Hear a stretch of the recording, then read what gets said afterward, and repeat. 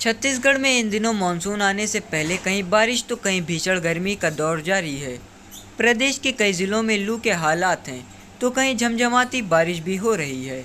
सत्ती जिले में जहां तापमान 44.6 डिग्री सेल्सियस रिकॉर्ड किया गया, वहीं रायगढ़ में 44.1 और जांजगीर में 43.2 डिग्री तापमान दर्ज किया गया। राजधानी रायपुर समेत कई जिलों में दोपहर के समय झमझम बारिश हुई है।